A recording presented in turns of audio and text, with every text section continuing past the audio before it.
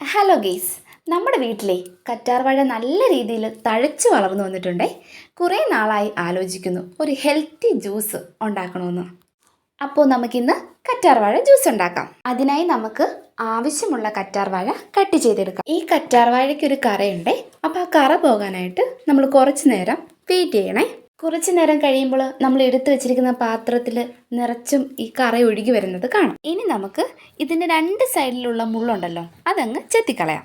നമുക്ക് ആവശ്യമുള്ളത് ഇതിൻ്റെ ജെല്ല് മാത്രമാണേ. അപ്പം നമുക്ക് ജെല്ല് മാത്രമായിട്ട് എടുക്കാം. ഒരുപാട് ഗുണങ്ങൾ കറ്റാർവാഴയ്ക്കുണ്ട്.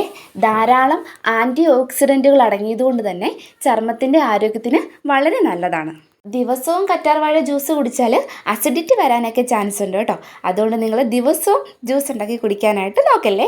അപ്പോൾ നമ്മൾ എടുത്തു വെച്ചിരിക്കുന്ന കറ്റാർവാഴ ജെല്ല് മിക്സിയുടെ ജാറിലോട്ട് ഇട്ട് കൊടുക്കാം. ഒന്ന് കഴുകിയിട്ട് വേണേൽ മിക്സിയുടെ ജാറിലേക്ക് ഇട്ട് കൊടുക്കാനായിട്ട്. ഒരു കഷ്ണം ഇഞ്ചി ഇട്ട് കൊടുക്കാം. ആവശ്യത്തിന് വെള്ളം ഒഴിച്ചു കൊടുക്കാം. മധുരത്തിന് നമ്മളിവിടെ ചേർക്കുന്നത് പനം കൽക്കണ്ടാണ്. ഹെൽത്തി ജ്യൂസ് അല്ലേ ഉണ്ടാക്കുന്നത്, അപ്പം നമുക്ക് പഞ്ചസാര അവോയ്ഡ് ചെയ്യാം. ഇതൊക്കെ ഇട്ട് നല്ല രീതിയിലൊന്ന് കറക്കിയെടുക്കാം. ഈ അരിപ്പ എടുത്ത് നമുക്കൊന്ന് അരിച്ചു കൊടുക്കാം. അടുത്തതായി നമുക്കൊരു നാരങ്ങ എടുത്ത് കട്ട് ചെയ്ത് നാരങ്ങയുടെ ഒരു പീസ് അതിലോട്ട് പിഴിഞ്ഞൊഴിക്കുക. അങ്ങനെ നമ്മുടെ ഹെൽത്തി ജ്യൂസ് ഇവിടെ റെഡി ആയിട്ടുണ്ട്.